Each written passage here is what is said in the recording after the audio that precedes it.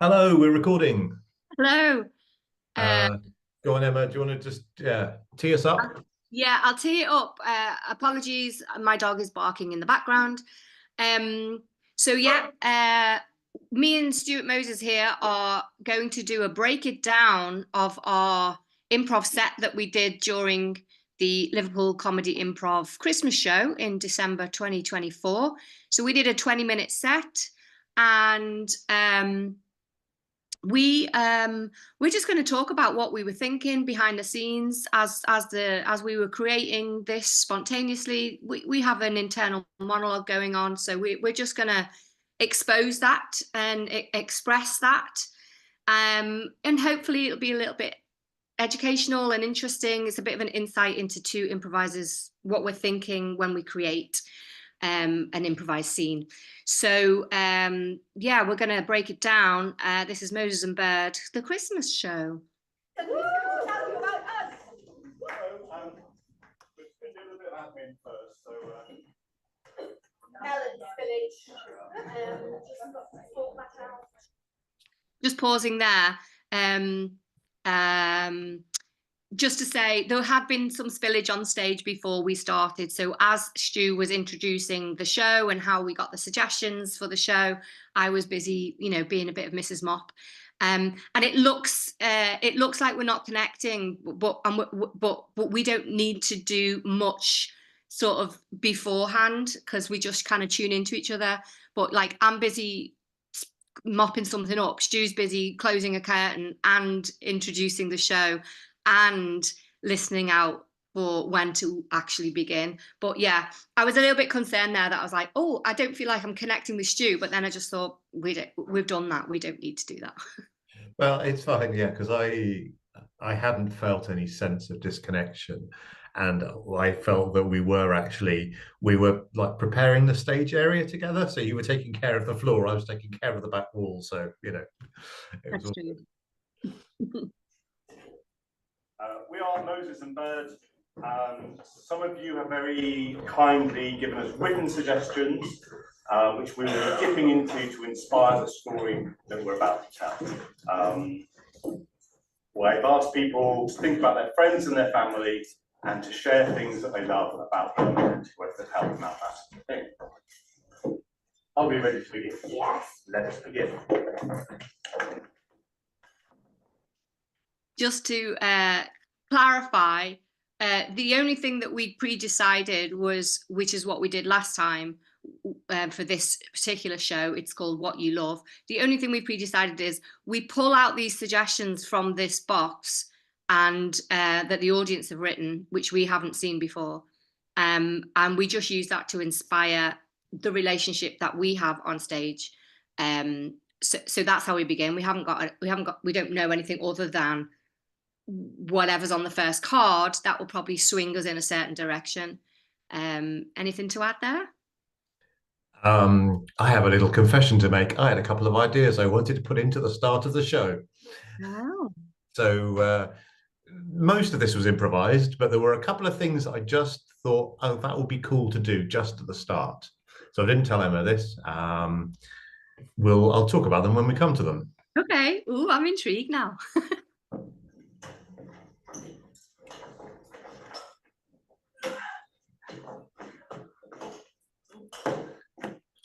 That. Okay. So I don't know if it was clear. I was opening patio doors. For me, I was opening patio doors to the back garden. Now, watching this back, that wasn't a clear object work as it was in my mind, but I wanted something just physical just to start the show with. So I had thought about that beforehand. So That's amazing because I read that as that you were pulling open the curtains.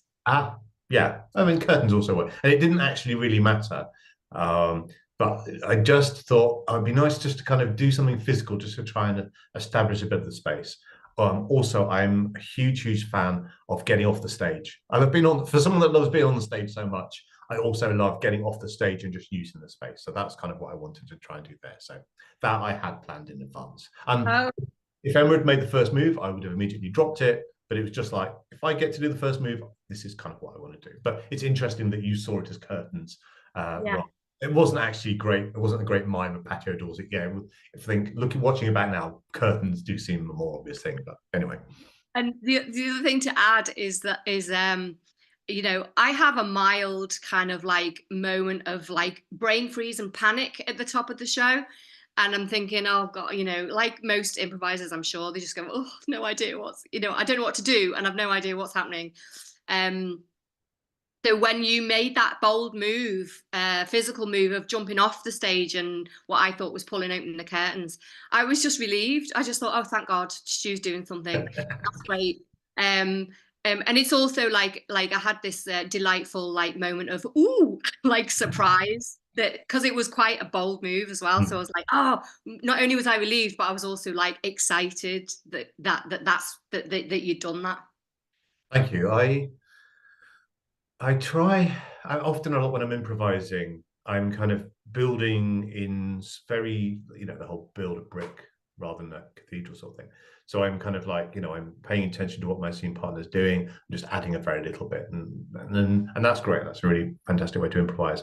But I also thought, oh, it might be nice just to make some big, bold choice. And I haven't defined what it is. I haven't even been very clear with what it is through what I did. But so I'm not boxing you in by, you know, dictating anything, but like, here's a thing, let's play with it. It's kind of my intention there. Yeah, it was great. It was good. I'll get the Christmas tree in from the garden. Yeah. Just be careful because Sorry, I just needed to go back on one little thing. It was so small, but what you'll see now is me being a very nervous, anxious character.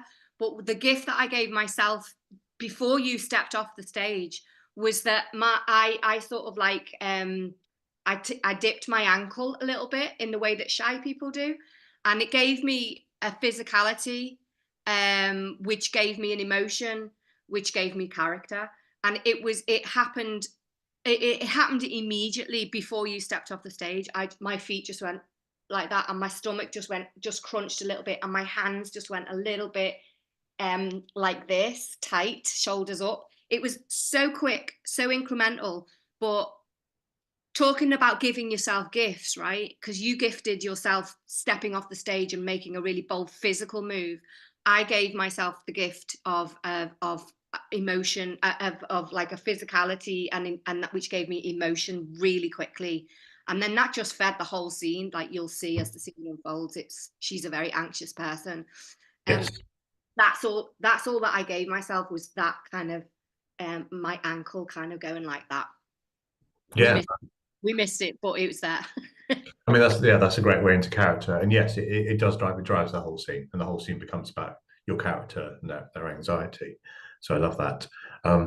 What you can't see, and I think I hid well on the night, was the first suggestion that I got. I picked one up and I'd taken it with me. And normally, I've never done this before actually. Normally we honor the suggestions, and if we pick it, we work with it. This one, I can't remember exactly what it said, but it was something about you drive me to school every day, or you drove me to school every day, or something like that. And I just thought, yeah, it's a perfectly like it. There wasn't anything wrong with the suggestion. In another show, it would have been perfect, but it just didn't feel right for the story that we were telling. So I just put it in my back pocket and just carried on, and I don't think anybody noticed. I didn't. Because I think, you know, and we'll see some curveballs from the suggestions later on, which I love getting. And, you know, there's a lot of fun for the audience and for us incorporating into the action. But I didn't feel that it fit with what we hadn't really, I mean, what we've been doing at 57 seconds so far, but it didn't feel that it fitted with what we were establishing. So that one, as I say, put in my back pocket, and anyway, don't think anyone noticed. Yeah. You know, Eric next door complained last year when we accidentally chopped a little bit of his fencing off. I did try to explain it's our fencing, neutral boundary fence. Just be careful though, I don't want Eric complaining again. Eric will be fine. I've spoken to Eric. Eric is now a happy man. So I didn't put it in my back pocket. I put it underneath the Tupperware. That's where I can see where that suggestion went. So that was really interesting. So you introduced some extra character, and there'll be another character you'll introduce in a minute. And I'm like, oh, I was slightly like, okay, I don't know who we are yet. And now we're talking about Eric. So that's kind of why I think it was in character, because I think I picked up your character was sort of anxious. So I think it was in character that I would try and reassure you, because I think that's kind of who my character was. But it was also like, oh, I can't think about a third person. I feel like I've got all my brain is thinking about who we are yet. So I found it hard to think about another character. So that's kind of why, I don't know. I don't know if that was a block, but that was kind of why I made the move I did. Yeah, I mean, I felt that as well. I mean, I was just world building at that point, but I didn't even plan to say that. Obviously, it just came out my brain. But yes, when I said it, I was aware that I've introduced a third party that's like not on stage. But yeah, and then I noticed that you went, okay, no, that's all fine. And so it was a kind of like, shut that down.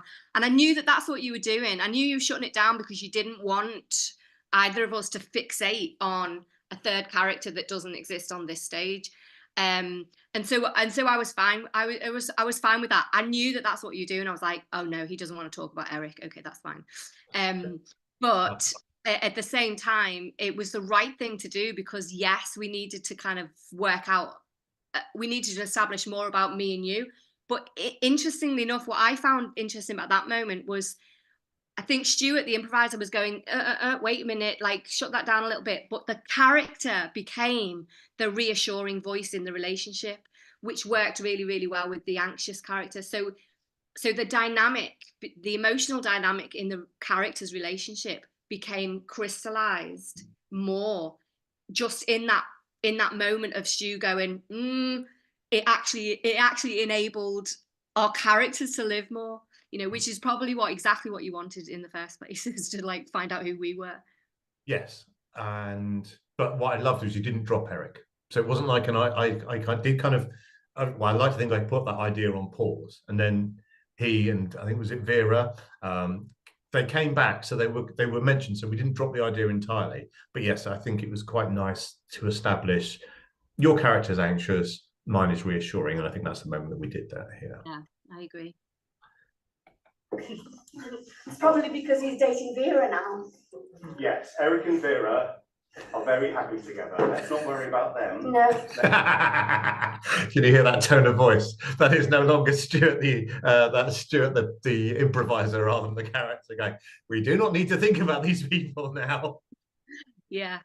It was funny because it worked for like we said, it worked to inform our characters. But I'm glad that Eric and Vera were there, because they were part of the world that this couple inhabited, and they did reoccur throughout. So I'm glad that we built that world a little bit, but I'm also glad we didn't dwell on it, and I'm more than glad that it informed our characters. Yeah, and there was another show that we could have done where we could have also played Vera and Eric. Oh yes, I think maybe I was trying to seed that. I think that was one of the seeds that I was potentially throwing out there, because we've done that before where we multi-role different characters. So in a way, it was an invitation to, they're there if we want to play that. They're there if we want to play them. Eric and Vera, you know, they exist. So and we didn't in the end inhabit multi-role, multi-characters, but I like the fact that that was an option if we wanted. I think the difference is, when we've multi-rolled in the past, we've brought in the character and then we've immediately played them. Yeah. I think that's the difference. Whereas I feel this time, I think when I'm improvising, I've got very little processing power. And if I had more processing power, I could have stored up the details about Vera and Eric, and then we could have gone to them and we could have paid that off. But unfortunately, I'm a bear of little brain, and I think it's that distance in gap. If we'd said, oh look, there's Vera and Eric, and then we'd immediately gone and played them, I could have done that. But if we Yeah. talked about them and then we played them later on, I would think I would have been worried about whether what we were doing was contradicting what we'd learned about them previously. Yeah, yeah. I think there was a part of me, just for a millisecond, when in this moment where I thought I was half expecting you to jump to a different part of the stage and become Eric. But and the fact that didn't happen didn't matter at all. But it was definitely there as this is a seed of potential if we want it. Yeah. Yes, I could actually. No, that hadn't occurred to me until you suggested it now. But it's a good idea. I could have, gone off to another bit of the room and mentioned something about the fence, and then I could have gone, yeah. I think that's what I was going for a little bit with the fence thing, was put to, Eric and Vera whinging out the neighbours and the fence, right? So then you'd have a cross-cut, like two narratives cross-cutting, two couples, neighbours, and we'd cross-cut between the two worlds. But this was just like a millisecond of a thought in my brain. It didn't manifest at all, and it didn't matter at all. But it's interesting how you plant these seeds with a just in case. I'll throw that out just in case we want to use that. And if you do, you do, and if you don't, you don't. Either is fine. Yes. I wish I could see that show now, because that show also I think this show is great, but I think that show also sounds great. But yeah. Anyway, cool. Useful to know. Yeah. Let's think about us. Let's think about us. That's like. Thanks. That was a good reminder. I don't know if I could be any more clear. Let's think about us. Yeah. Very nervous, but I know you get nervous. It's Christmas time. It's a nervous time of the year, but we've got 20 minutes. Then the Christmas episode of Doctor Who is on. So just get through that 20 minutes and we'll be fine. gosh, that is. Okay, confession time number 2. I'd also thought of doing that. Oh, great. I thought. Go on. I was just going to say, interesting. There was so much going on in that little moment. It was moving so quick for me, and I was like, so on the one hand, you'd handed me or you'd given me, take a card, Emma. That's what you were saying. So I took a card, and then you stepped off stage, whilst saying something about 20 minutes in Doctor Who. So in my brain, it was like, what the fuck? I don't know what. Hold on a minute. It was so fast. So on the one hand, I was like, am I to look at this card and read it, or am I to respond to the Doctor Who 20-minute thing? So there was a lot going on. And then the physical move away as well. So not a criticism. It's just in my brain, I was going, I don't know what to do with all of this information and all of that. In the meantime, I was struggling. You can see me right there going, I can't see this. I had put my glasses down before the set. Because I didn't want to do the set with glasses on, forgetting that we had to read stuff. So I was while you're there talking about Doctor Who, I'm going, I just literally can't read this. So let's have a look at how we deal with that in a moment. I really like it when you've got a set time to play for, to try and bring in in the story a time limit that reflects the actual physical time limit, because it's just a useful way, because I normally have my phone somewhere I can see it. It's a useful way of me communicating to you and indeed the audience, this is nearly the end, sort of thing. Also, it's just very true. It's just very true to life. Well, just to pick up on that point about timescale, it literally took me about 2/3 of the way through this set to realise that that's what you were doing. On the one hand, when the how much time is left till Doctor Who is on, that reference came up about 2-3 times, and those 2-3 times I was like, what's he going on about Doctor Who? What's he going on about the time in Doctor Who for? And then literally 2/3 of the way through, I went, oh my God, he's timing the show. He's letting me know how much time we've got left. What a bloody genius guy this guy is, right? But it literally took me 2/3 of the way of the set to realise that that's what you were doing. Well, yeah, because those are the two things I thought, it'd be really lovely if I get the chance to do that. But I hadn't told you that was what I was going to do. That is hilarious that it was not clear it wasn't clear until it was important, and then you realised what I was doing. But also, well, we'll see when we get to the end. I don't want to spoil it, but it's like also telling the audience as well, priming the audience that anyway, we'll get to that. But let's return to your glasses or lack thereof. Darling, just before you get the Christmas tree. Yeah. Stupidly, I left my glasses in the car.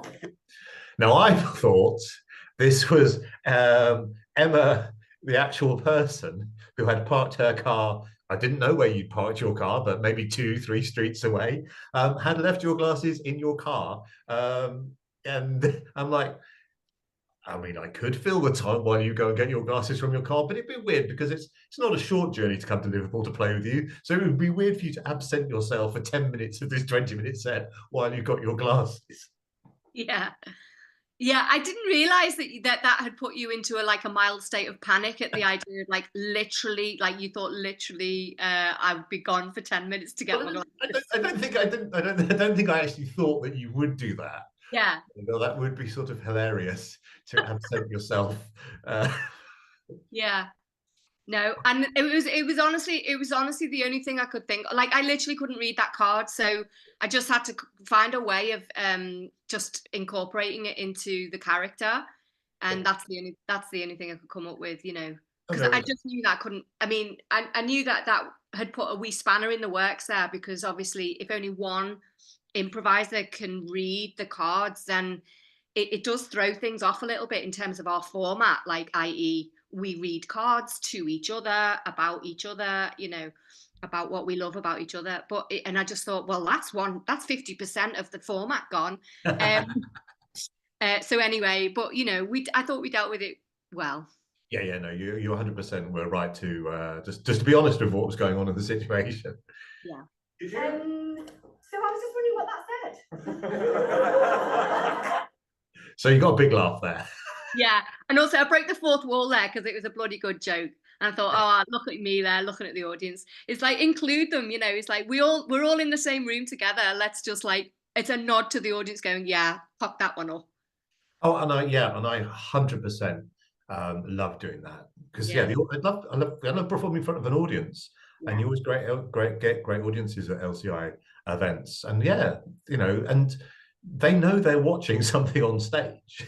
It's not like, oh no, I thought, you know. And also I suppose it depends on the group, but we're able to do that, to lean on the fourth wall, to break the fourth wall, and then just immediately go back to being in the characters, so we don't lose that intensity. So no, I agree. The funny thing about what's just about to happen here now is that now you're trying to rationalize my fuck up, which is hilarious. Yes. I didn't even understand your attempt at rationalization. I was just like, I haven't followed what you've said, but it was brilliant, and a brilliant attempt at trying to rectify my mistake. It arguably was not necessary, but I gave it a go anyway. Let's have a look. So this is something that you've written, or this is something that I've written? Turn it up a bit. And because normally when we do this, we read out the suggestions, but we ignore the fact we're reading them from a card. Yeah, we don't be fair. But because your character had acknowledged their existence, I was like, I'm going to try and explain this. And, you know, if I'd explained it, that would have been great. But also failing to explain it was also a super fun. I was going to say choice, but it was a super fun thing I did. Turn the video up a bit though, Stu, when we go back to it, because it's quite faint on my end. That's all. I worry about that. Okay, go on, carry on. Can you turn your volume up? Can you turn your volume up? Yeah, the volume of the video. Yeah, can you? Oh, it's on max. All right, okay. Don't worry, I'll just lean in. Okay. Out loud. Yes. It's our Christmas tradition. Yes. Of celebrating our love. Yes, darling. And reflecting on the previous year. It is true. And you've left your glasses in the car. So I'll be doing the majority of the No, you stay here. Yeah, that was really funny, because you were massively including the audience here in this kind of meta joke, you know what I mean? And it got such a big laugh, and yeah, it was just a great way to sort of include the audience in here we are, folks. We're improvising. You know, it was great. Yeah, and these were the first big laughs that we got. So yeah, that was super fun. I don't like going outside much, so Yeah, Right. Like bringing it back to your character. What a masterful move! Fantastic. So this is the seed now of essentially this is the seed of the narrative of the piece now, whereby, and I didn't plan to do this. It just fitted in. It just fitted, and it just came out of my mouth. That thing about me not liking to go outside and being an agoraphobic and all of that kind of stuff. That was seeded, or at least confirmed in that moment.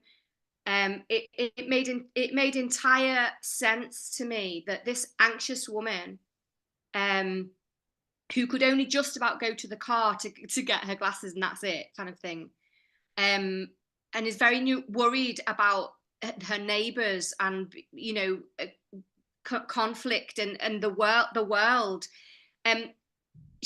I can't remember what you just said just then that made me say, well, I don't like to go outside, but it just worked, and then it seeded the whole. I think for me personally, at that moment when I said, how I don't like to go outside, in my mind I knew 100% who this woman was. And like before that, I don't know, we've been on stage for 2.5 minutes. So before that, I was kind of like, I think my character is anxious and I'm heading down that road of this is an anxious character, and I'm playing it that way.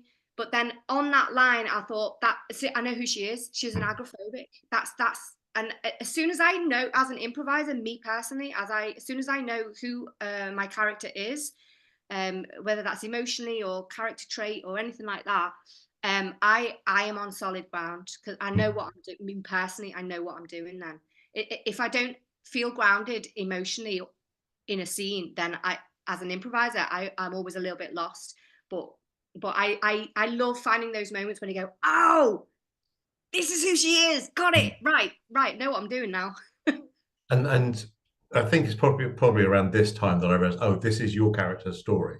This is obviously, the characters are in a relationship, but it's like, to a large extent, I'm just supporting what you're doing because it's your character's story, and that's great. I love doing that. Especially with this sort of weather, and also, we've got Eric. 19 minutes until Doctor Who starts. Yeah. I'm like, what's he talking about Doctor Who again for? Doctor Who. Okay, is your favourite Doctor Who? Tell me about him. Yes, Christopher Eccleston. Yes, okay, he's back. He's back. Okay, two things there. One, I thought, I don't want to talk about Doctor Who. I don't want to spend time talking about Doctor Who. That's just not something that's not on. It's like a bit like the Eric thing. You didn't really want to talk too much about Eric. I didn't really want to talk too much about Doctor Who. But the funny thing is that I knew what you were doing there, because I always say to you, don't I, before a show, do something that's just going to really mess me up. Like, just not mess me up, but, do something that's going to delight me, because I don't know anything about it. Yeah. So it's normally going to be, maths, science, sci-fi, something like that. So when you gave me this gift of Doctor Who, and your favourite Doctor Who is, and I went, ooh, this is the bit where Stu's trying to give me something that I don't know anything about. And I love those gifts, because I love getting into a fix in improv scenes. And anyway, as it happens, I just pulled out Christopher Eccleston. Yeah, and I totally didn't want to have a long discussion about Doctor Who. I mean, in general life, I'm always up for that. But in the show, it was just like, here's something I don't think Emma knows much about. Let's hear her tell us about that. So yeah, that's what I was doing there.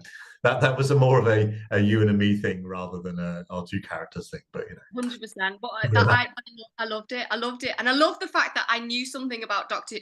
What I loved is that you thought I knew nothing, and I did know a little something, and then I saw the surprise on your face of like, oh, Emma does know just one thing about Doctor Who. Also, we haven't got time to discuss it now, but it would be very surprising if Christopher Eccleston did return to Doctor Who. But anyway, save that for another time. That's good news. Yes. With us. I know.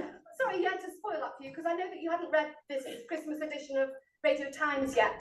I know, I've coloured in the bits I'm looking forward to, but I don't read the descriptions of the programs because I'm scared of spoilers. At least you can read. That's a very funny joke. I was really glad that you brought it back to the glasses issue, because I felt like we kind of like, because I'd done that Doctor Who thing, we kind of got away from it. I'm like, oh no, we need to deal with this business. So it was a very funny joke, but it also got us back on track. So that was 2 in 1. So well done. I did enjoy that, because I was the same. Similarly, at that moment, I was like, oh, what are we talking about? We're standing here talking about stuff that doesn't matter or whatever. Radio Times and blah blah blah. Like I felt like we'd gone off track a little bit. Which is normal, and that's okay. But then it just enabled me to land this joke. Once again, hadn't planned it at all. It just came out. And like you say, it just got, you know, it gets a good laugh, and it brings us back to us.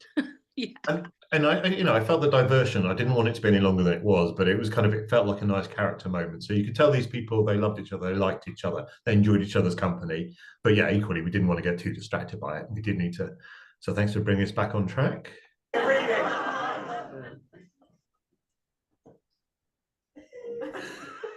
You are a joy. You travel the world and you challenge yourself. So potentially quite a contradiction to what we previously established. That was hilarious. In my head right then, I was going, oh, for fuck's sake. I've just spent the last 3 minutes 16 seconds establishing my character as a nervous agoraphobic, and then the card comes out where it says you travel the world, and I'm like, oh my god. Like, but I mean, we obviously we then have to justify, and we managed to justify it very well, but it was that moment of like, oh my god's sake. But I find it interesting watching this back that I edited the first card, but I didn't think to edit this card. This card, although I think I was struggling. You could tell there's a big pause, so I was struggling to read it. So I can't exactly remember what's going on there. But I think having had those 3 minutes and having established the characters, now the delight of the format is to have these things chucked in and to see how we navigate the waters, as it were. Yeah. We meet up somewhere in the world whenever we can. We do. Do you remember that time we went to Paris? Paris in the spring. You always have a glass of wine in hand, even in the desert. Always. That was like hilarious. And just reaching out, doing some object work and getting a glass of wine. Big laugh. Yeah. Oh, I knew it was a great gift on the card, wasn't it? It's like you always have a drink in your hand. It's like, okay, great. She's the self-medicating alcoholic. That's fine. It made sense actually. In, you know, her anxiety leads to liking a drink. You know, it was great. My object work is appalling, though. I have to say, I want to say to any student, do what I say, not what I do. But like the table is different heights. It's all over the place. I can't remember in that moment how to do a top and pour and like all of that. So half of my brain is going, shit, Helen, this mime's so bad. And then on the other hand, I'm just on my other part of my brain is like listening and being in the moment. But there's this little monologue in the background going, gosh, terrible mime skills. Yeah, I hadn't picked that up. Yeah, and it's interesting because that's actually one of the things when I was watching this. I was watching my object work and do I walk through any tables or anything like that. And I think the focus is on the characters and the story.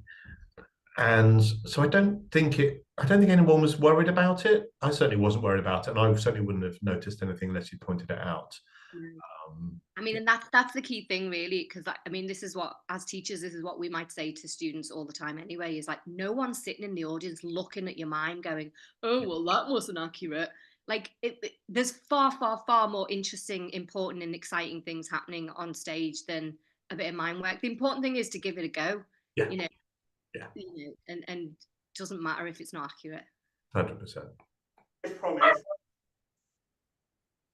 An AFD, and you know what that means. Absolutely really do. The alcohol-free day. Oh, the alcohol. You struggled to keep to it. Yes, it's not today, is it, darling? Because I could really do with some more wine. I really. It's Christmas, of course. But do you want to get me a glass as well? Of course. Well, hey, talking of Paris. Yes, Paris. Do you remember what you said to me when we were on top of the Eiffel Tower? Do you want to tell me when you said talking of Paris, what you were going to lead to? Can you remember? No. Okay. I think I was just trying to use the card. I think I was just trying to use I think what was the only thing that was going through my brain right then was trying to join the dots between what I'd established as my character and what was written on the card about traveling the world and blah blah blah. So I just thought I've just got to dig into this a little bit just to try and make it all square. Basically, I think I was just busy trying to justify what was on the card. But also, I don't know what I was thinking other than that, and perhaps that it might lead to a revelation, a discovery about our shared history. Yeah, it was just like, let's see if there's anything there that's useful. What about you? Well, the thing I've noticed is that I'm leaning really hard on the cards, because I think the last show we did, we kind of left the cards a lot till the end. Whereas, I don't know, it felt at the time that it felt like by this point, we've kind of established who the characters are. So let's kind of I felt like just chucking a load of things in and seeing where they took us. But I don't think this seems to be the heaviest concentration of card reading that we've done in any of the shows that we've done. Yeah, which is ironic given it was the most difficult. I didn't have my glasses. And the handwriting was quite bad on some of them. No criticism, no judgment. It's just like illegible, some of them. And some of them were just essays. So that was difficult. Well, let's discuss that when we get to it. Shall I remember? Please do. I was eating my tea in a Wetherspoons. I know you like the 2-for-1 offer at Wetherspoons. You get 2 dinners for 1. Have you been in a Wetherspoons recently? That offer, not around anymore. Doesn't matter. I moved on. I was just, what I like about, I know it's just like a sort of an interjection whilst you're reading a card, which might not be etiquette, but the reason why I was sort of doing that, like remember Paris or remember Wetherspoons, is just because it makes it true. Like the card as a methodology, clearly it's an ask for from the audience members. And so it's like the audience can see the mechanics of the show, so can we. The mechanics are you pick out a card that somebody else has written about somebody else, but somehow we have to make it about us. So the reason why I was interjecting is just to support the truth of the card. So like make it real and make it about us. So that's why I did sort of interject. No, I 100% thought that was an excellent move. And there's a fun game in me having trouble reading the card. And I had trouble reading the card because, as we'll find out, it's quite a long story. But also I'm having trouble reading the card because you keep interrupting. But that's like, that's a super fun, like we're all enjoying it. We're all enjoying the game. So yeah. And as you say, it did really help sell the idea that these were 2 characters. That's one of my favourite places to go with you. The 2-for-1 in Wetherspoons, free Wi-Fi and the hot chocolate. You can have as much hot chocolate as you like, and as you know, I like a lot of hot chocolate. You do. Yeah, that's just the truth. That's just me talking about Wetherspoons. I love the Wi-Fi, and I love getting a £1.56 cup of tea, and a couple of cups of tea, and then as much hot chocolate as I can drink before I pass out. It was great. I didn't know that. There you go. And then I have too much hot chocolate, and then I feel ill. Do I learn that lesson? Never. This is just pure Stuart. None of this is invented. This is just me. We were on top of the Eiffel Tower, yes, and I was telling you the story about when I was eating my tea in a Wetherspoons in Sheffield. Yes. A couple sat opposite me. They were drunk, started chatting to me, then started arguing with each other. Oh, I remember. You remember that? They were arguing about hot chocolate, whether to put cream on or not. You get cream on yours? No, that's what they were arguing about. You can't get cream in a Wetherspoons. No, but in the hot chocolate. Really? Yes, anyway, carry on. Basically, this was me desperately trying to think, what the heck, this card is just so long, and I could see from its content that it was just going way off, and not only does it mention Paris or something, it mentions Sheffield or something, and then an argument about a third party. So it's like a story about two other people. So this is, at this point, this story is so far removed from these two people in the here and now that I'm like, I don't know what to do with this. So other than try and add detail to the hot chocolate. But I love the way that you muddied the waters further and just went, anyway, carry on. Carry on, yeah. But it was super fun. It was a long suggestion. Also, it didn't actually match the brief, and that didn't matter because it was supposed to be about a friend and family, someone you love, just something they do or something you like about them. Whereas this was a sort of a shaggy dog. This was like a Ronnie Corbett, and the producer said to me, kind of story. So the longer it went on, and the more you interjected, and the less well I read it, the more fun this part of this show was. Yeah. That was all important. I think it just became a bit of a surreal episode, like a married couple. Not bickering, but how long-term relationship people just kind of interject and bicker and disagree and then say, "Oh, carry on." There's a kind of element of realism there. Yes. Even though my improviser brain was going, I just don't know what to do with this. This is so way off piece. I don't know what to do with it. But I think it was a good instinct because it's like, oh, this is bad. Let's make it worse. So that was a fun instinct. I was having a lovely time. You get cream on your hot chocolate in Wetherspoons. Sorry, I should have told you. No, it's fine. It's fine. I do occasionally have secrets from you, darling. Right, and that was a very deliberate choice. That excitement, because I didn't want this to be, I didn't want this to. As we talked about before the show, I wanted this to be a you and a me against the world kind of thing. And an alternate show could have been, I get hot chocolate with cream on it, and also when I'm seeing my, boyfriend or whatever, something like that, which I don't think you would have done. But I'm like, I don't want to do that show, so I'm looking that down right now.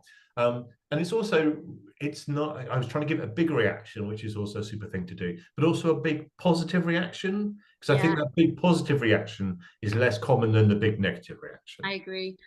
That's it. I mean, I threw the secrets line out there in case it was a seed of something that could develop, not in a negative way. Like, even when I said it, I thought my secrets aren't going to be serious. They're going to be about hot chocolate and garden gnomes or something.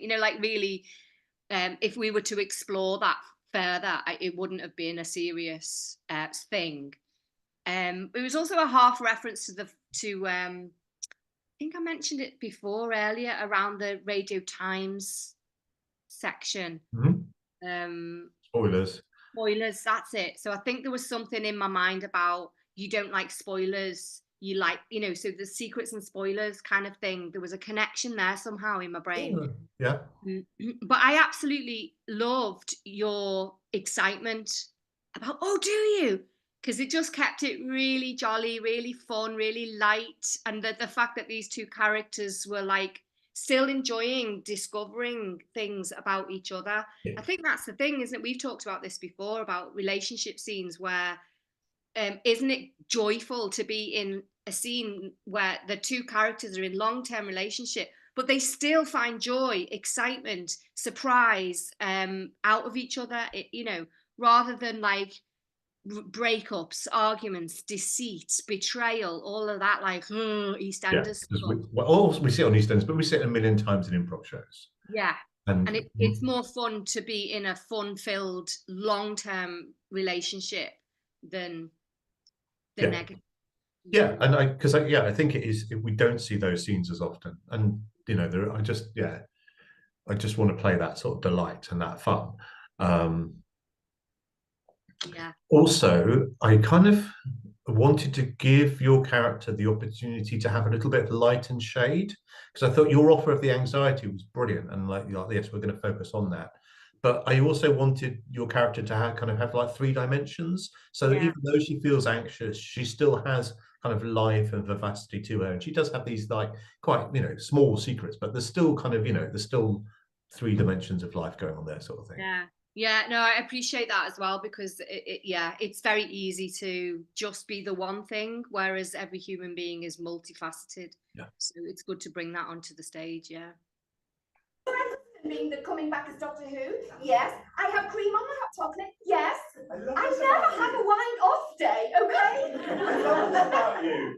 You're just so exciting. Thanks. Even after all this time together, you surprise me with new wonderful things. Let me continue the story before we start. The man left, leaving his wife, who polished up a bottle of wine. It was a Pinot Grigio, I remember. So hang on a second. So you remember this story. So I'm remembering being on the Eiffel Tower, remembering the story that you were there for. Yes. Good. That's the nature of now. So at this point, I am completely fucking lost. Like, I haven't got a clue. Like, and again, like, this is like your attempt to rationalize absurdity is so fun, because it's like, this is freaking nonsense. I'd even forgotten that I wasn't a witness to this story. So when I said I remember Pinot Grigio, I only said that because I didn't remember that I wasn't a party to that incident in Sheffield. And then you remembered that this was a multi-layered story anyway. We were in Paris and you were recounting this story that you're now recounting now. I mean, how freaking layered and overly complicated is this? I think I was lost, and I just thought, I tell you what, my character's just going to get pissed. I think that was the correct response. Yes, it was hugely unnecessarily complicated, but and I think I knew when I was trying to explain it that I wasn't going to explain it, and I think that was just kind of what my character does. That was part of the fun as well. It's like, who's on first base, and it's who's on first. It's like a riddle where you're trying to rationalize something that's just a riddle. Yeah. We remember things in the now that we were also in the now in the past, when it was the past. It was a now then. Now it's a now.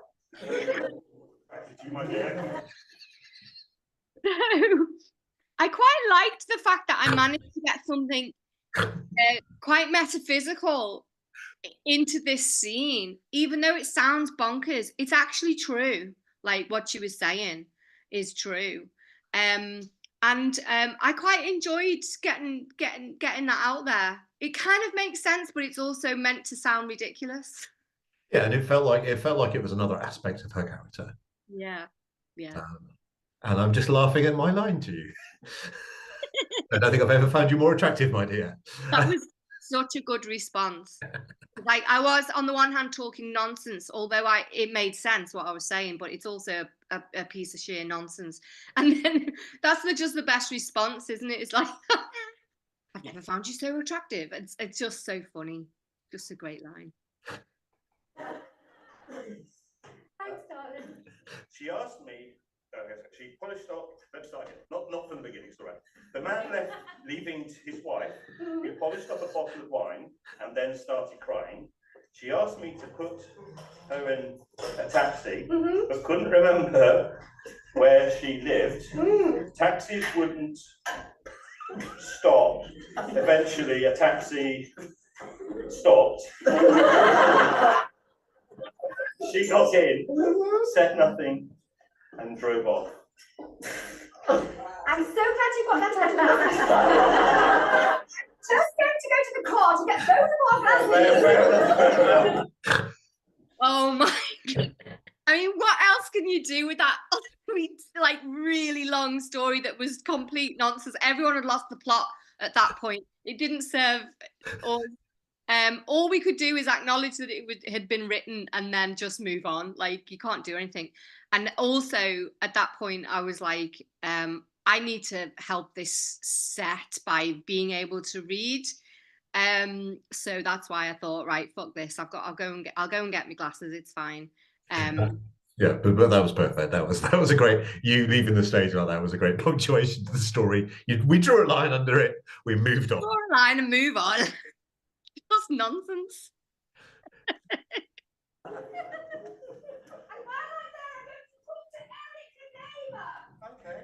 You know, because I think he's quite a hostile neighbour. Don't you think? Yes, dear. I mean, Eric, now that he's got Vera, I thought he might mellow. But he's not. He's being incredibly hostile. He's putting me all on edge. Yes, dear. I'm reading the Radio Times there. I don't know if that was clear. I knew that. Yeah. No, that was super good. Yeah. And also, I think also, I love, you've done this before. I just nabbed it off you basically, which is like where you leave the stage and you have a conversation from the back of the auditorium, back to the person on stage. And it's just such a beautiful, like a lovely little technique, and it keeps the energy going, it keeps the relationship going, the dynamic, the dialogue. It's just that you're using the whole space from the back of the audience. And I just nabbed it from you. I thought, oh yeah, of course. Well, that's what people do. They carry on, having a conversation right through the house, you know. Yeah, that felt very real. Yeah. Yeah, and I do love using the whole space, because especially at the Arts Bar in Liverpool where the shows took place, we've got such a great space, and it's just fun if you're in the audience and it's like, oh, they're over there now, what are they doing? And also it kind of just breaks up what's happening on the stage, because we're watching both of us, which is great, but then one of us leaves and we just see one person, the other person comes back. It just, yeah, as you say, it's the energy, just makes it feel very dynamic. So yeah, dynamic. And also, I mean, the reality is, if she had actually gone to the car for her glasses, then it's likely she would have maybe seen, the shared fence and Eric and all that. So that's the reason why I brought it back, really, was just like, well, the reality is, if you're neighbours, you might see them when you pop out. Yeah. So I just brought them back just as part of the world, really, that we were living in. Yeah, as I said before, it's very nice that we didn't just drop them, but they did become a recurring thing. Anyway, I dodged him. He's not on his driveway like he normally is. The way you care about our neighbours is really inspiring. 18 minutes ago. Doctor Who? Christmas episode of Doctor Who, Mr. Eccleston's back. Which is strange because he's left under, dubious circumstances, I would say. Well, that's quite judgmental. All this is dubious as that occasion when I decided not to have you arrested when you blew up the derelict shop. What on earth was that? What a curveball. I mean, what a brilliant curveball. Short, sweet, and just totally random, like totally bonkers. That was what was on the card, and we had to sort of just enjoy playing with that. Yeah, that was. Oh. I mean, that was one of the most exciting adventures we had when you met us, me when I was travelling before I got agoraphobic. But you know what? This wasn't Paris, this is Barcelona. Barcelona. And I got a bit tipsy as usual. And we found ourselves in that alleyway. Do you remember? Yes. It was on Callejeros. Callejeros. Okay. The beautiful thing about this is, when you weave stuff from your real life into improv. So that very day, I'd received a Christmas card from my cousin who lives in Barcelona. So Barcelona was mentioned. And then I looked at her address on the back of the envelope and realized that she's moved house, and I hadn't known that. But it was Callejeros or something like that. So it just came into the scene. One, it gives detail to these characters' lives and stories. But two, you don't have to work too hard, do you? If you're pulling something out, like your hot chocolate in Weatherspoons. If you're pulling from real life, your actual life, you don't have to work too hard. Yeah. And it's just the added detail that peppers humor. I think audiences love that detail, don't they? Yeah, and yeah, as you say, it's much easier to just remember things than it is to invent them. And people go, oh yeah, well, even if they don't, it feels a sort of recognition sort of thing. Yeah. So Go on. sorry to interrupt. At this point in the set, like we're about nearly coming up to halfway through, aren't we? And I don't know about you, but I just felt like a lot of these cards and suggestions were just very contradictory to what we'd established on stage. So there was a sort of mild element in my brain of like a bit annoyed, a bit like panicked, and then on the other part of my brain was like, fuck it, let's just fucking go with this. Like we've just our job as improvisers is to justify whatever appears, you know, and to justify it with commitment. And so I don't know about you, but I had a whole mixture of feelings at this point. I was like, these cards, and then on the other hand, it was like, yay, these cards, bonkers. Yeah, I don't know. I don't really remember. I certainly didn't feel that annoyance, because I think that's one of the joys of this format, is that we do have these things that we then have to struggle hard to make fit. But yeah, this card was it was a strong one. A strong one. And also, when I read it, I just thought, oh, Stuart's going to have so much fun with this because it's so unexpected. Like blowing up a derelict building. It's just so out there. Back in my wilder days. Yeah. I remember it well. And anyway, you decided to blow up this shop on this. I mean, it was derelict. But I admired your spirit of adventure, darling. I really did. My joie de vivre. Your joy to be, and to be honest, I decided not to get you arrested because then I'd be alone, and I didn't want to be alone. Well, thank you. That was a really lovely move there. Yeah. On from the outlandish, it's like, what on earth's going on? It's like you brought it back to your character. Nice. Yeah. Well done. And you know what? I come back to this improv just being about truth. You know, not just improv, but theatre. Like I'm a theatre person. I'm an actor. I'm a director. I'm an improviser. And at the end of the day, it's emotional truth that works, whether that's in comedic context or dramatic context. And as I was saying that sentence, I was like, oh yeah. Well, I didn't want to be alone. And that's the character. That's simply the truth. And when you say the truth like that, it lands, doesn't it, with audience and each other, you know, players. It's just lands. Yeah. 100%. My dear, that was a really romantic thing. Thank you. Not getting me arrested. Every day you don't get me arrested. I don't take it for granted. I think we should probably get Eric arrested. Well, no, maybe not. Do you want to talk us through that? I don't know. I was just blabbering. It felt like, here you are, Stuart, here's an idea. Okay, never mind. You don't seem to like that. Let's do something else. Yeah. No, I could tell, like, yeah, I don't know. I just threw it out there, and then it was like I didn't get a response. So it was like, oh yeah, no, you're right. This is a shit idea to bring Eric in right now. No, I'm not placing any value judgment on the idea. I think it was really nice. I think it was nice as an offer. It was nice as a thing that your character said, but I didn't really want to get involved with talking about whether it should get arrested, which was obvious. And then we just moved on. So that was really nice. Yeah. I like just moving on. It's like, okay, no, that's fine. But that feels like an aspect of her character. It's like when she was interjecting before she went, anyway, you know, carry on sort of thing. It's like, you know. Yeah. She's very annoying. I think you think about Eric and Vera too much when we should think about each other. Okay, well, I'm thinking about you quite a lot, darling. Marvellous. I'm thinking about the time that you knitted a scarf for my giraffe statue. And the party has come under.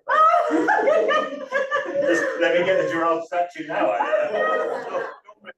That was such a good move to go and get the giraffe hat, because when you read the card, I went, oh, fuck's sake, this is like this is not, you know, helping us at all. And it was another like left field, totally random, bit bonkers card, and I was just like, do you know what? Overall, Stu, I think the cards on that night made us work really hard as improvisers. Really hard. And on the one hand, it's like, yay, I like working hard because, you know, it challenges me, and it's that I need to be challenged, so that's good. But on the other hand, I did find myself internally just being a little bit like, here we go again, another bit of hard work to justify like some random thing, you know what I mean?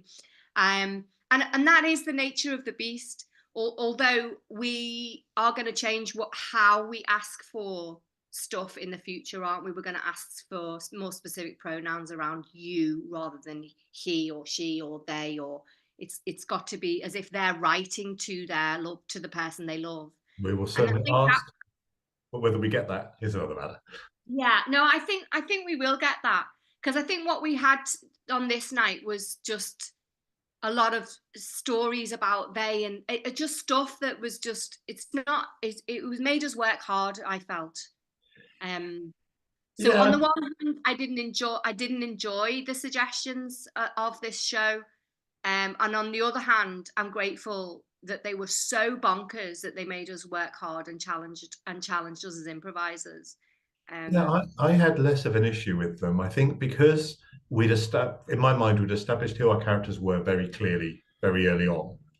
So for me, we had that solid base of who we were in the situation we were in. So the fact that we had to work hard to kind of justify the things, I don't know, I found that was quite fun. And as we'll see a little bit later on, they start fitting what we're doing more. Yeah. We have it out because the giraffe likes watching Doctor Who too. Oh, gosh, that was so funny, darling. That was probably the funniest birthday ever. Yes.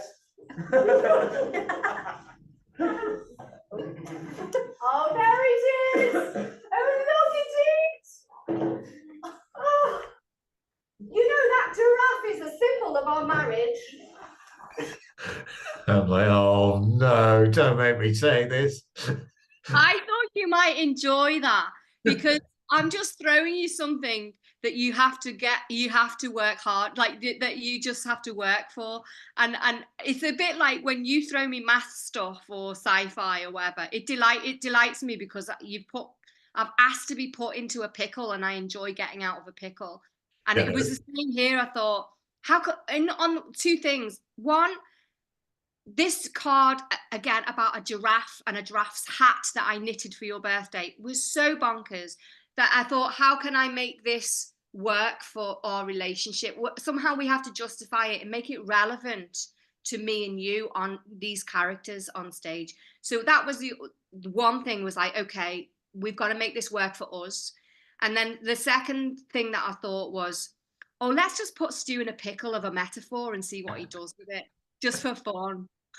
What was your thoughts? I'm already miming carrying a giraffe. What more do you want from me? No, it's super cool. It's super cool. Yes. Remember when I explained it to you in the now, which was in the past? Lovely callback. But now I'd like you to explain it to me now, the metaphor of why the giraffe is a metaphor for our marriage. Does she get more like this the more she drinks? Yes, I think so.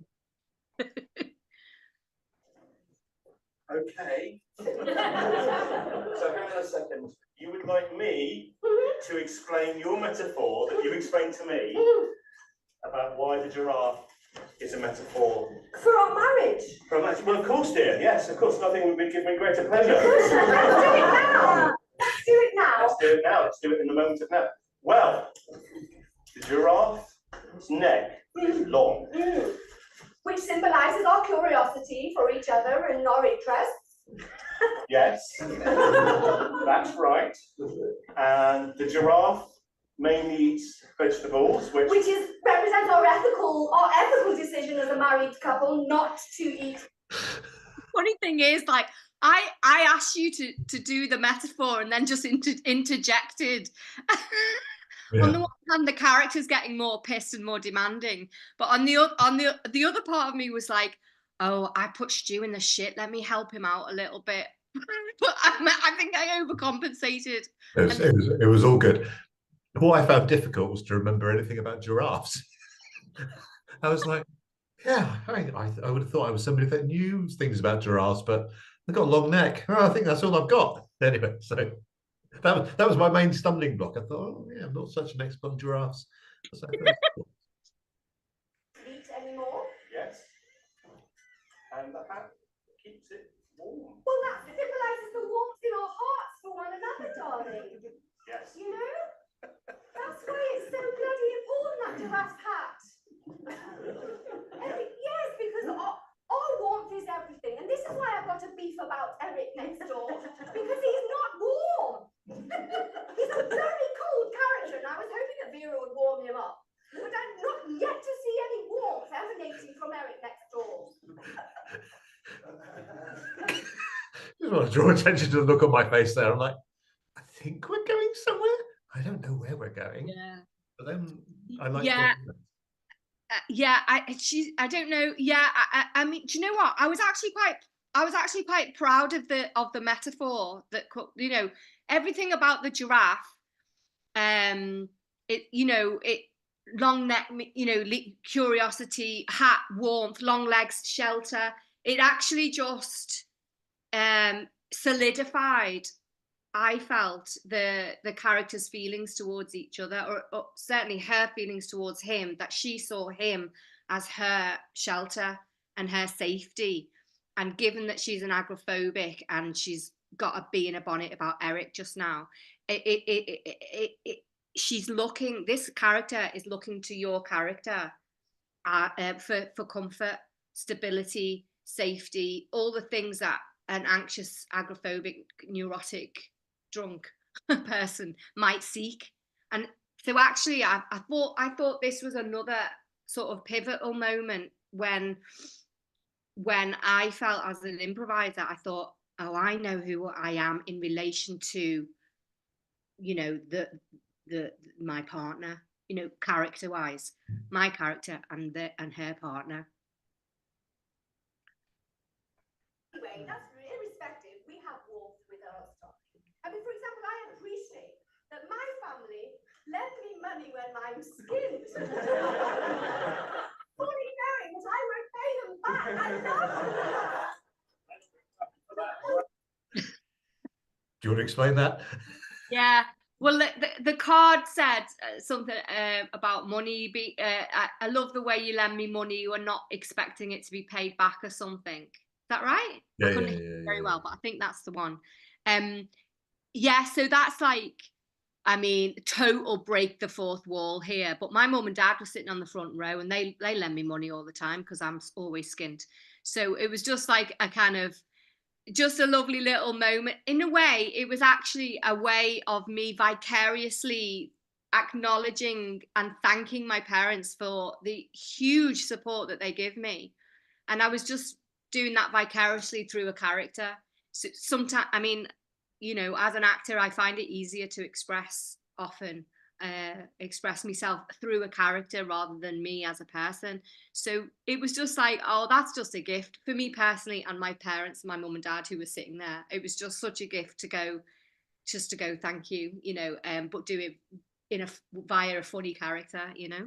That's a lovely moment. I do try to earn. Since I've become agoraphobic and whatnot, I find it hard to get out and earn, as you know. I'm having to lend money an awful lot. Yes, that's right. You don't mind, do you, darling? Because I know that you literally financially support us. That's all right. I don't mind. You don't mind? It's weird. I don't normally have many kind of traditional gendered roles, so it's quite nice. No, you're the provider. So this was a lovely gift from you. The provider. Yeah. Also, I thought that was just a lovely moment there when you said, your character said about gendered roles and stuff. I just thought, what a lovely relationship, like that this character can acknowledge gendered roles. You know, that's so rare. And obviously there was a softness there which I thought was really lovely. Yeah. And yeah, it was a really lovely offer from you that, yeah, I appreciated it. And then I just gave me a chance to be stupid. That's a traditional provider. Provider? Yes, that's what I totally. Yeah, because as soon as you do something like that, we just want to see you do it again. So yeah, super. Yeah. Masculinity. No, it's good. I'm going to try that too. If you try it on Eric, maybe he'd back off. Hang on a second. So you want me to go? Sometimes I find that I have a kind of a choric role. A what role? A choric role, as in I'm Providing- providing the chorus, as in like I'm reflecting back what's happening. And then sometimes I worry I don't add enough, but I think sometimes it's just worth like slowing down a bit and just reflecting back what the other person said, so we can take a moment to dig down in that. I find to do that quite a lot. Yeah, I think it's great to do that, because it does. I mean, on the one hand, it ensures that each improviser is understanding each other, but also that the audience are following. Yeah. But also, just comedically, it offers the role of voice of reason versus clown, doesn't it? So, essentially, your voice of reason in this dynamic, your voice of reason, and I'm the clown. You know, getting more clownish and ridiculous because she's getting more drunk and whatever. But so it kind of works on those different levels. You know, as improvisers, it works, but just in terms of roles in theatre, it works.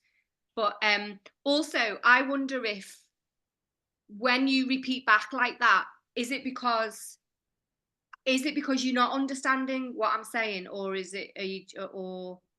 No, I think it's I'm understanding what you're saying, but it's ridiculous, fun and ridiculous, and it's like, okay, you've said this thing now, so now we're going to explore that thing. Because I'm very conscious of, in improv, you can add the idea of yes and, you're always adding something else. And it's like, well, then sometimes you just end up with like a ton of stuff.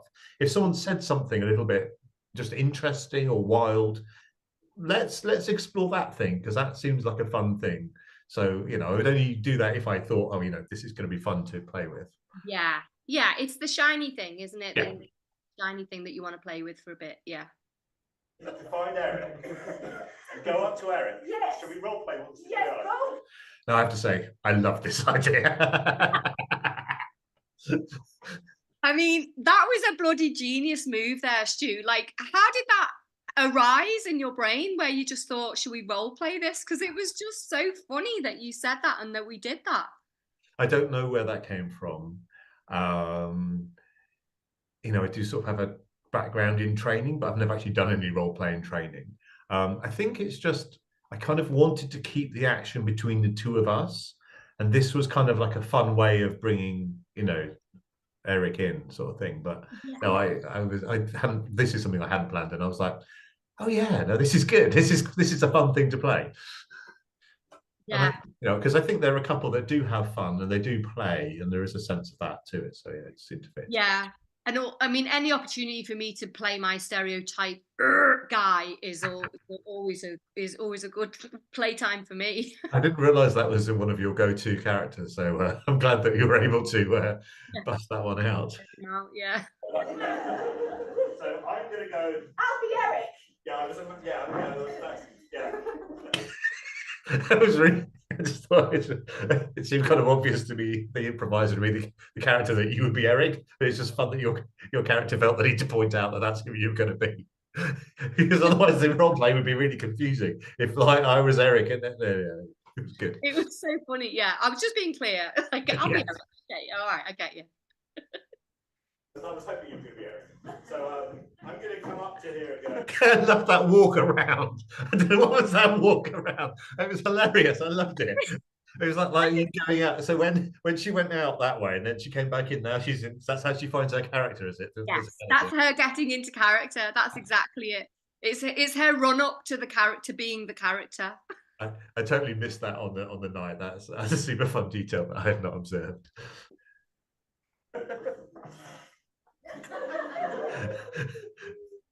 All right, neighbour. I found you more attractive here. Try my best, please. I mean, you're just pretty relaxing. I never fancied Eric, but you was Eric. All right, neighbour. Oh, Rolly, wow. Look, Peter, I know we've got a beef about the ham. No, we haven't. I know we've got a beef about... That was just funny. Having a beef about the ham. Yeah. But could I just, I don't know why that came out of my brain. Just wasn't thinking. But I loved how you responded. That was such a great gift that you said, "Oh, I've never found you more attractive." I just thought that was just so gorgeous, like for the relationship, the fact that these two characters could still find, like you said, joy and playfulness and attraction between them. And it was so comedic because I was trying to be grotesque, like a comic grotesque character. And then you said, "Never found you more attractive." I just thought it was just such a funny response. It was great. I loved it. Yeah, and I think it felt true to the characters because I think my character enjoys the playfulness of your character and the way she does, she sort of, yeah, she's good at acting and he enjoys that. Yeah. Fence. Right. I know we've got a beef about the fence. We've got a beef about the fence and a beef about the ham. But it's Christmas, so I'll forgive you any fence and ham issues that we've got, neighbour Peter. That's quite warm. Shit, it really was, wasn't it? I love the idea that they're workshopping it and I'm giving you feedback about your portrayal of the character. And it's like, oh, he's supposed to be cold, but now he seems to be warm. What's going on there? You're right. It's a role play with feedback between the couple. It's just so fun. It was just so funny how shit it was. Oh, I loved again. It was like your response made it work. Like I can be a grotesque clown character till the cows come home, but it's the straight man that's got to justify it, which you did brilliantly. You just, "I've never found you more attractive," or "No, that was still a bit warm." Like this, it's like just voice of reason stuff versus stupid clown thing. I just thought it was such a gift that you gave there. Really good. Thank you. And also I didn't really want to get into the fence. I wanted the focus to stay on our relationship. So, and then that's kind of what I was playing. Yeah, actually 100%. Your response brought it back to us, to the us, which was that. Yeah, genius move. Really good. I don't think he's that warm, do you? I mean, I think we're very good, but could we just do that again? Okay, try again. You've got to be more mean. More mean. No, you've got to man up. Man up. Yeah. All right, neighbour.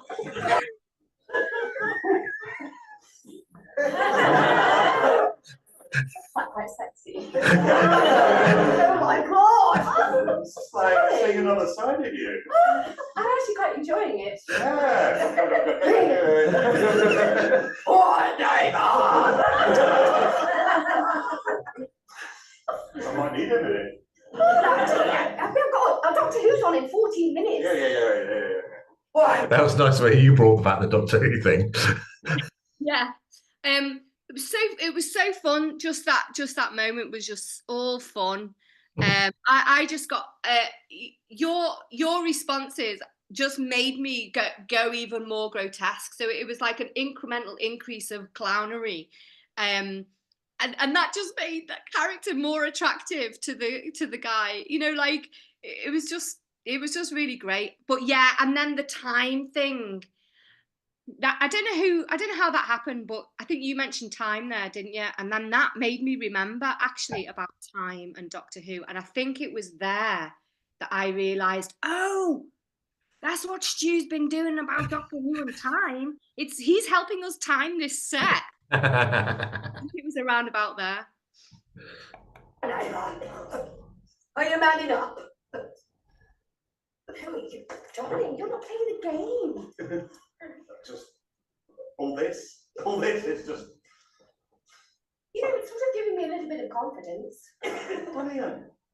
I mean, maybe if I go out just a little bit more further than the car and the border fence, and I mean, maybe I could channel some confidence if I kind of channel Eric. Yeah. Yeah. Would that be nice, darling? Would you like me to go out more and perhaps earn? I think that's where the end of the scene was seeded. Do you think? Because when she said, "Oh, well, maybe I can go out more," I think that's where it occurred to me. Anyway, was like, "Oh, this is this is how she can leave the house. This is how we can end the set, basically. Yeah. I mean, it was a convoluted a way of explaining it. Like I was trying to kind of like use the confidence of the role play and all of this to boost my own confidence in order to leave the house. I mean, it's slightly convoluted, but I think it did allow that seed to drop there, where it's like, oh, that would be a lovely way to end the set, right? Yeah, and I think it made sense because you got the positive feedback during the role play. You've modelled what a confident person might be like. So yeah, I don't think it was that convoluted.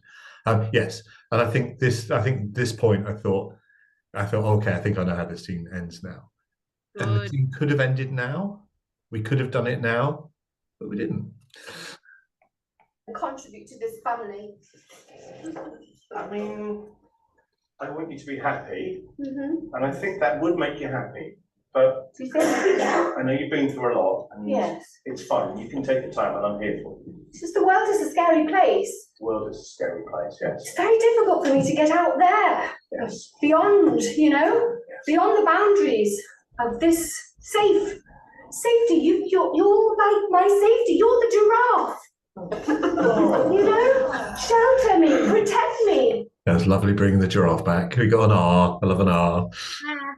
And also, again, I think that's it. I had forgotten this bit of the set, but this is like this is the emotional truth, isn't it?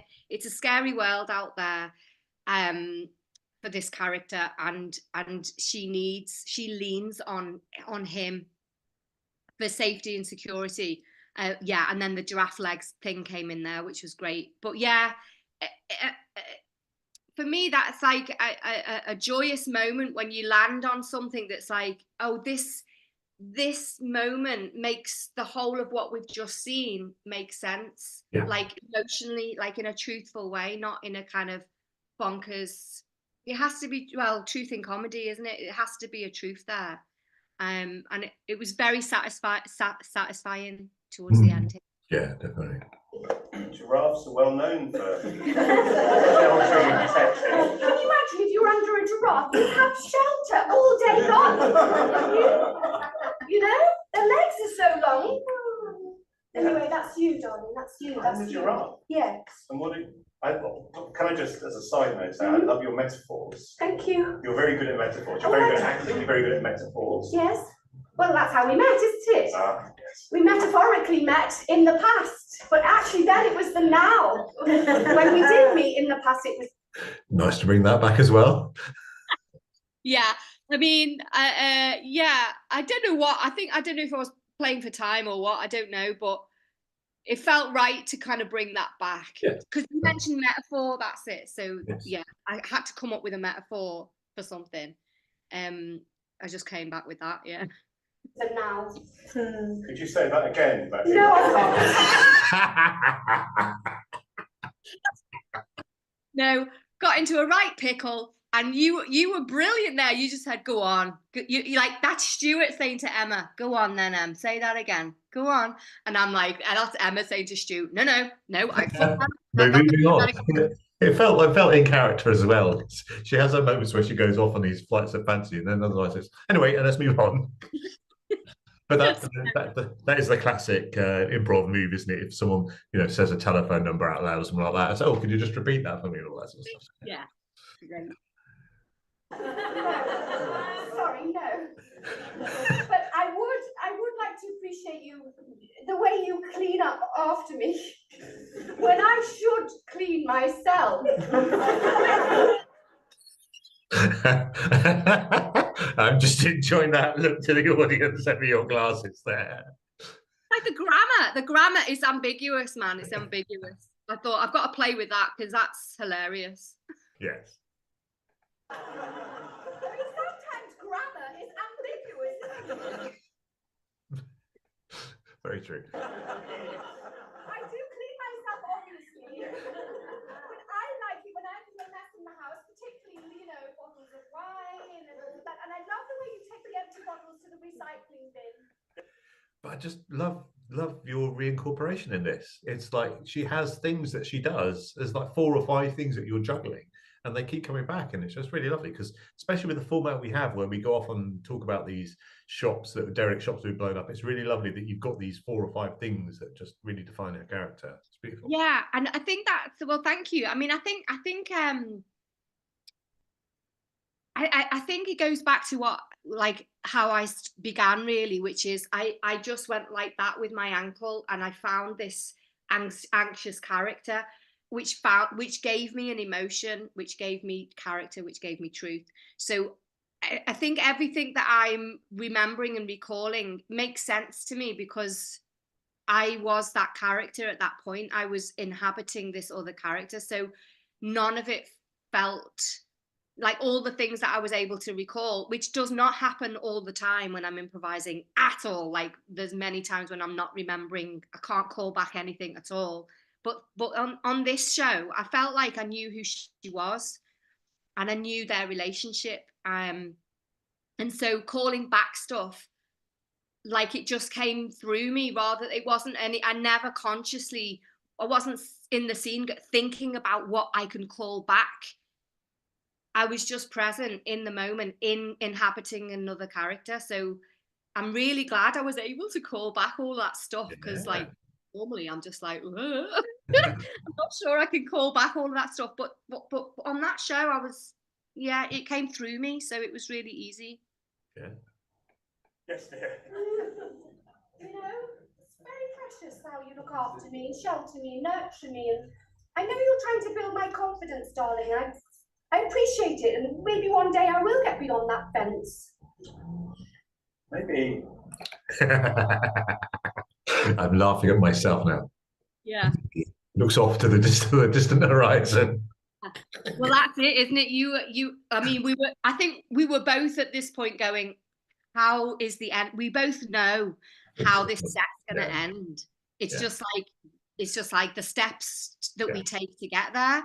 That's what we were discovering. But this is why I love improvising with you, because we're so often just like, we both know what it is that we're doing, like what we're working towards or whatever. I mean, sometimes we don't, but yeah, in this case, sometimes we don't. But in this instance, it was like, I knew that you knew where we were heading, and you knew that I knew. You know, it was just a given that that's how we would end the set. Yeah, once you'd seeded that idea, it would have been very unsatisfactory if we'd not seen that happen. Yeah, no. Today could be that day. And also, there's that classic thing about why are we seeing these characters today? Why is today important? Yeah. But for me, when you said that about maybe today's the day, I went, oh God, that's just so brilliant, because today is the day, you know, where she leaves the house. And it's just such a backbone, fundamental improv skill set to have in your mind. Why is today the day? What makes today different to any other day? Why this scene, this moment, this now? Like, and so when you said that today's the day, it was just like the most satisfying thing that I could have heard in that moment, because it was like, that's what we strive for all the time as improvisers, is to make today the day. You know what I mean? And to say it so clearly as you did then, like just clearly saying today's the day, it was just like this relief, you know. Yeah. Of like, yeah, let's make it happen. Today is the day. Really though, darling. Just love the silence of the audience at that point. It just feels like, okay, we have them in our hands. They were leaning in, weren't they? Yeah. I think we're good at holding moments like that as well, like not being scared of silence. I love silence. World. It is. Let me just put this bottle in the recycling. Yes, you do that, darling. Just also going to check how long it is to Doctor Who. Okay, how long is it, darling? Just checking. Because my phone, I put it, you know, there was a timer, but it had locked. So I'm like, oh no, I need to unlock my phone. Yeah. But because I'd incorporated it into the story, it was fine. Yeah, it worked, yeah. Yeah, we've got about 4 minutes till Doctor Who. Well, while you're thinking about Doctor Who, I'm thinking about you and me and how you know, how we spend time remembering birthdays of all of each other and our relatives. And my sister was particularly good at remembering our birthdays. Yes. When we forget our own birthdays. I don't remember this at all. No, I didn't either. Do you know what it is? The only reason why I picked that card up then was because you said 4 minutes, right? Yeah. Okay, we have got 4 minutes to fill, but not to fill, but like I thought we had time, but looking at it now objectively, I'm like, I should have just stayed with what was happening between us two, the two characters there. I think it's fine. I think it works. Yeah. Also, I know it's great that my character's helping your character get over her agoraphobia, but we're going to miss Doctor Who, so I don't know really. Is that the happy ending that we thought it was going to be? Of course it is. I'd probably send a video. And all our relatives and the Christmas cards and animals, me and someone when I... Basically, illegible. Like, the card should have just stopped there. I like that I can't remember the first sentence, but it was like, Something about remembering birthdays. Remembering birthdays. The end. I should have just gone, in my brain, I should have just gone, stop it there. Edit that. Because the rest of the card, illegible. The odd word was popping out at me and I just thought, oh God, another frustrating card. But I like it because we'd had that big emotional moment and then we went away from it and then we come back to it and then we end it. So I think pacing wise, it works perfectly. You back, wasn't it, after you started your wine? What I'm trying to say, darling Peter, I can count on you. You're my giraffe, you're my warmth, you're my shelter, and perhaps today is the bloody day. Well, What am I doing? Yesterday's the day we should... Oh, never mind. Yeah.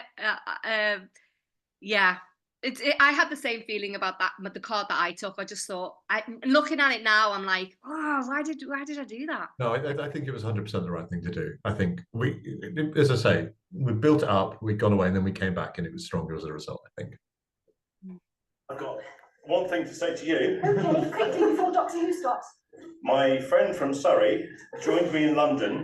We passed the sock shop. But you made this work. And I commented that I'd liked a pair of Grinch socks in the shop window. 3 weeks later, she drove into London just to buy the socks for me. And when I say me, I mean you. I got an R. I don't even quite know what was going on there, but I got an R. You made that work. That was great. I didn't know what to do with that. I mean, the stories and the cards were just whatever, but you made it work, so well done. Thank you. Happy Christmas, dear. Oh, I got you a present. It's Christmas. It's like, remember it's Christmas. Here's a present. Yeah, I'm great. proud of my own cleverness there. And another R. That's lovely. Yeah, that's sweet. Grinch socks. I say, put them on your feet. You know the thing about the Grinch, yeah? Is that the Grinch is confidently bar humbug about the world and Christmas. The Grinch despises everything, but despises it confidently. Today's the day, darling. Big more Grinch here. Put the giraffe hat on. Grinch socks. Let's go get that Christmas tree. Okay. Merry Christmas, dear. Okay. Merry Christmas, darling. Oh, that's very sweet. Yeah, I've just spent a bit of time there at the end, didn't I? Just kind of like trying to like justify like the confidence and the going out, so making all the gifts about like the Grinch socks and all of that stuff. Like you have to work hard, don't you, in improv? You really, really do. It's just, but my brain often is like, okay, that's a great offer, that's a lovely gift. How do I justify it, incorporate and reincorporate? So the Grinch being confidently bar humbug, I was just like, okay. Yeah, that's cool. Yeah. Confidently go out into the world, you know. I was glad you remembered the hat. We got an R for the hat. But what I really loved is we'd really clearly signal this is the end of the show. And it's like the audience with their applause edited the show, and that was the end of the show. And I'm like, I don't know, we did it, but we did it. Yeah, I mean, I think they could feel it. Like, I think that's what makes really lovely shows, you know, either as an audience member or as a performer, is when we all know together at the same time how this is going to end and when it's going to end, because we were all just feeling it, and we, all of us, the audience included, knew that this was the ending. Yeah, it was really sweet at the end there. So there we go. We break it down.